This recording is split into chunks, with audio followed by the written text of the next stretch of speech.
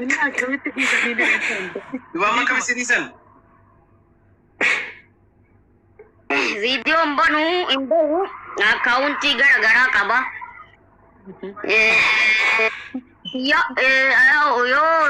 Yeroo mallattoo argisiisu akkaawuntii birootti jijjiiree fayyadamu. Okay. Garuu gastii keetirratti gastii namaa irra simbuusan gastii keetirratti malee irra guddaa. Ati mana ittiin baninka? Asliyyuu daqiiqaa 40 meeqaaf adabanii turan. Mana asli irratti gaafa baate moo? Waaw. Amma sooree akkana damne antee as baate? Ani bayaan. Bilis nutti hin bahin. Bakka xiqqoo saniin bahe malee hin baane. Anumaaf rakkate fakkaata amma muraadha. Anumaaf rakkattee muraate osuma na adabaniiru. Sooree akkamitti akkamitti? Hai, wajjin asirratti. Namoonni barbaadetti sooree dhiisetti. Haanaa sa'uuf.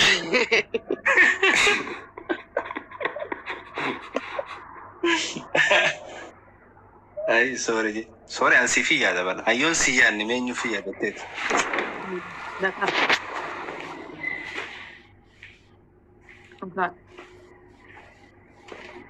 Mee mukni baala qaba eenyuun qaba si malee. Kuma maal qabda namaanuu si malee maalaan qabu. Yaa, kanaafuu waliyaatu qabna. Akkasitti maamni dubbiin ta'eeti haa. Maammi fooloo deebisaame. Wallagga anillee fooloo siin godheera naa deebisa. Wobo kaje. Ofiisiin hojjetaa beekaa kun.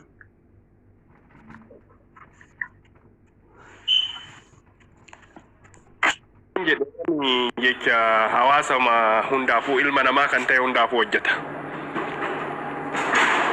Galatoomi jabaa keenya hedduu si jaalanna. Yaada akkanaa nu gumaachuun ulfaadhuu siin jenna. Akkuma isin bultiin urgooyte nutti illee urgooytu. Galatooma. Amiin galatu. Kaala boonu kamana boonu rabbiin waa godhu bakkuma takkaan qofa jaalatamuun gaarii miti. Maatii ofii birattis saba ofii keessatti hawaasa Oromummaa keessatti sabaafis jiraachuun akkuma maatii ofiitiif jiraatan gaariidha. Ulfaadhu siin jedhe dhugaa. Galatoom. Thank you so much. Galatoom natillee anu. Jira muree itti fufa shukula biyya faranjii kanattu shukularra jirra. Ba'uuf waan deemuuf sin dhagaa. Muhammad itti fufigaa mee mudannoo takka takkaas keessa buusaati mahaa nagarra ogwaasooytu. Dubbiin isaa namatti tolti baay'ee dhama qabdi. Eegaa bar kanaaf hin jaa.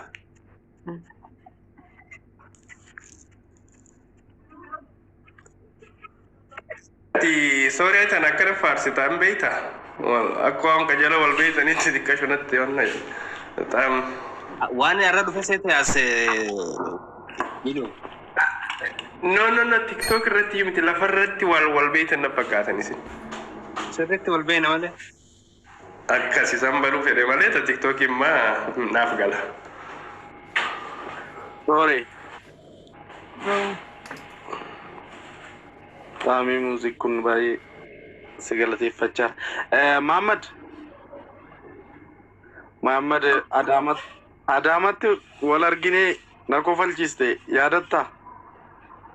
Yaadadhu maal? Ani yoo ana haasa'u normaal illee haasa'u namni hin kolfa. I don't know akkamitti yaadadhu.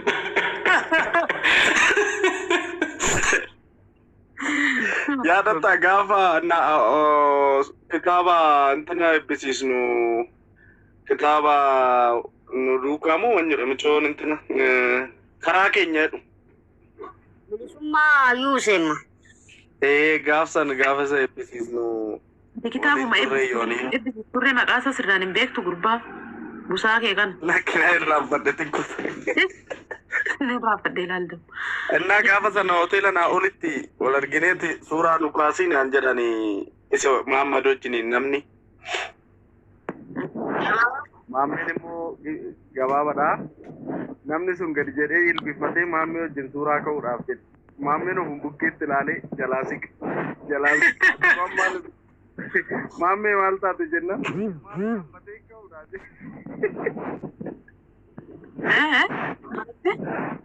Maali namni yoo suuraan waliin kan qabne gadi jedhu deemu. Ela Muhammad wajjiniin suuraa ka'uu barbaade namni achumaan namni suuraa wajjin ka'uu barbaade sun immoo Muhammad bukkee jilbiinfate. Muhammad bukkee jilbiinfachuun jilbiinfannaan maal? Akkuma nuti maatii wajjin duraan oguu kaanu gattee nu fa'a gatteellee kaanu suuraa akkas. Jaalatu Muhammad dakka achumaan jalaa siqa ari kaameraatti qaba jalaa siqa kaameraa Muhammad maali dhaabbateen ka'uudha jedhe.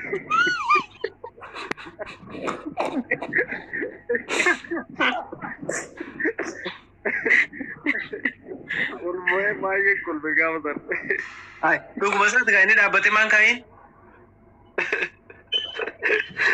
Maali dhaabbatee ka'uudha. Ani maal ta'e jalaa siqa.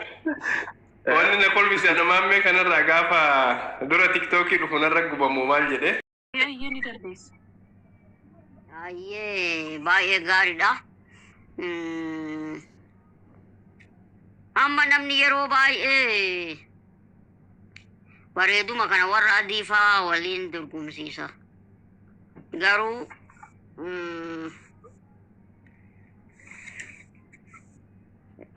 namni haala afuriin kaa'amuu danda'a. Ala boona mana gooma ala boona alas gooma manas gooma alas boona manas boona jira. Namni tokko tokko alaaf gaariidha. Mana keessatti immoo agasmaraa miti jechuudha. Ima goomaa jedhan.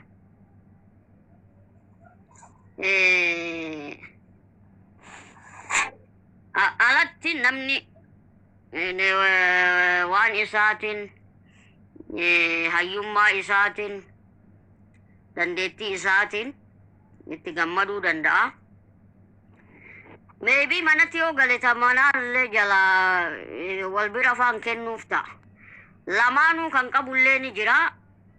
Ala boonaa manallee boonama jedhama inni. Manattis maatii ufiitiin inni galateeffatamaa ni jaalatama. Warra alaa warra ollaatiin illee akkasuma jechuudha. Ala goomaa mana gooman immoo manatti illee nagaan qabu. Alallee hawaasa wajjillee nagaan qabu jecha. Kanaafi namni gaafuma amma yoo uumamu barbaadee kan uumame hin jiru. Hunduu filannuma ofii malee dhufee argame. Bareedumuma waan jedhamu kun beektaa waanuma fuula kana qofarra jiru wayiiti.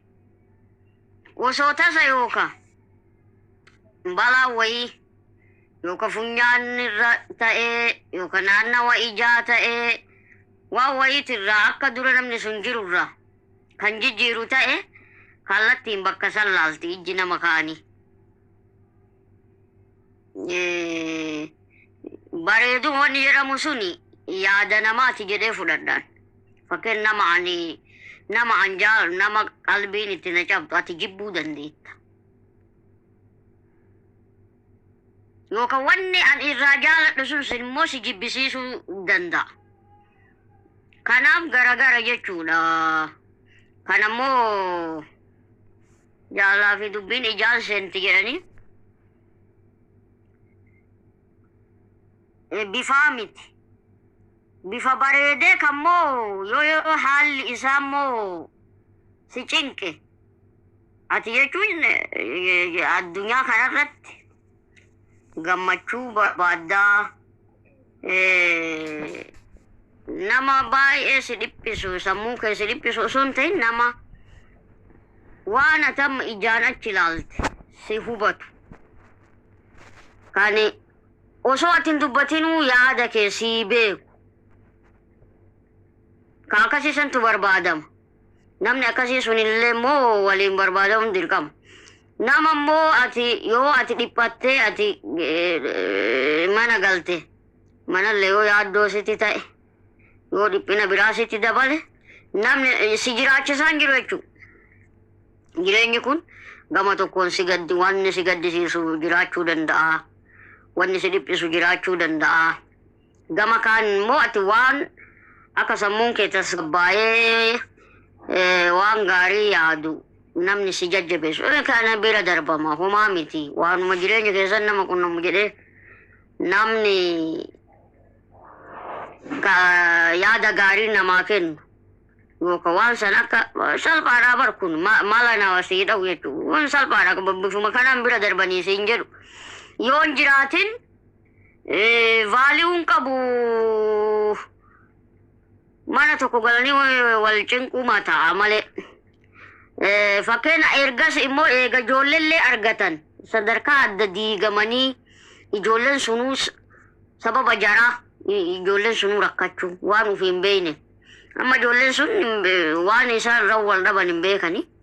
Garuu haadhaa fi abbaa kophaa bayan saniin hin dhiphatu. Hin rakkatu. Waan hin beekne hin rakkatu jechuu ijoolleen sun. Sanirraa namni jaarsillee maal jedhe mammaaka maaltu jira si fakkaate. Iyyaradhuu durbummaa yartuun fuudhuu qeerrummaa jedhan. Qeerroleen yeroo dargaggeessaa ani yartuun fuudhuu shamara laaftuu wayii hin fuudhu jedhee dhaadata. Shamarrillee poozishinii amma irra jiru kanarraa gadi hin deebi'u jettee dhaadatti. Garuu uumama waan ta'eef gad deebi'uun isaanii hin hafu. Hunduu kan dargaggummaa saniin ittiin fufu jecha. Kanaaf hamma danda'ameen innillee amala duraa wayitii dargaggummaa argisiisan irraa itti gaafatamummaa itti dhagahame parsantii 50 hir'ise. Isheenilleen amala duraan qabdurraa parsantii 50 hir'ifte mana haarawaa ijaaratan san maaneej gara gochuutti cehuu qaban yookiin jijjiirama maalitu jirare yoo wal hormaata taate loowwan illee ima wal horan kamtu kamirraa akka dhaleen beeku amma fakkeenya loowwan simmeetii isaanii yookaan fedhii ufii isaanii san bahatan malee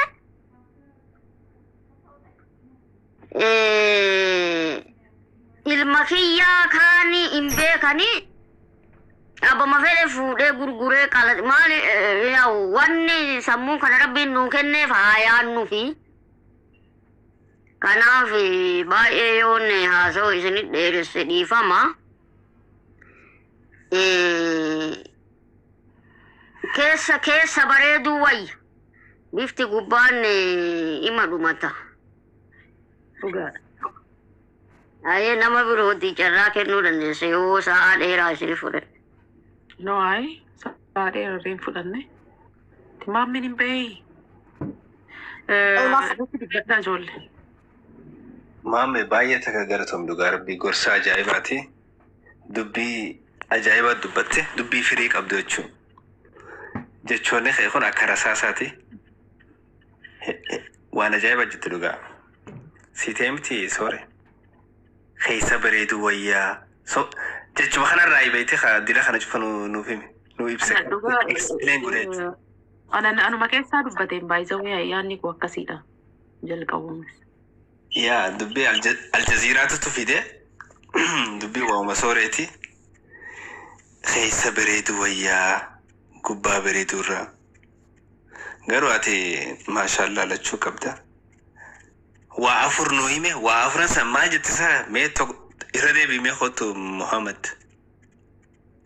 Ta'ala bareedduu fi tamaamaarra jee akkas jechuudha jechoonni afran inni hime sana. Ilaali namni ala boona mana gooma. Mana boona ala gooma. Fakkeenya namni maatii ofii keessatti baay'ee kabajamaa baay'ee jaalatamaa alatti garuu fudhatama akkasumas hin qabu jecha. tokkommoo alatti hawaasa keessatti baay'ee fudhatama qaba. Maatiin isaa garuu miidhamoodha isa jalatti. Baay'ee cinqaani akka hawaasa keessatti fudhatama qabu san maatii ofii biratti hin argisiisu jechuudha. Ala boona mana boonan immoo maatii ofiillee sirritti waan isaan aga inni galuu hawwu baay'ee kabaja kennuuf baay'ee jaalatu. Mana ofii keessatti illee kabaja qabaa. Mana ofii keessatti illee boonee jiraata jecha. Alatti illee hawaasa keessatti illee akkasumatti boonee jiraata. Ala boonaa mana boonadha. Ala goomaa mana gooman immoo lachuun qabu. Bakka lachuuttu dadhabinna argisiisa jechuudha. Jechi afran kun shamarraaf immoo dhiiraafis lachuutiif. Namaa hundaa. Ilmuma namaatitu. Naxxarratti hantee hundumaa dhala namaa maraafi. Ambar duraan shamarraaf jeetiin dubbiintu waanuma sirriiti jee. Maaliif shamarran takka takkaa jirti mana sii keessatti waa takka hin hojjettu hin xaxxariitu ana guuteemtu shittoo facaafattee urgooyte babbareeddee tottolfatte sooree fakkaattee deemte akka sooree kanatti jechuudha. Dhiirri ana fakkeenya na fudhatiin kan dhiirris immoo akkasuma immoo namnumti dhiyeenyatti beekullee hin jira jecha kan ala keessa of gurgurdis uffannaansaa akka bira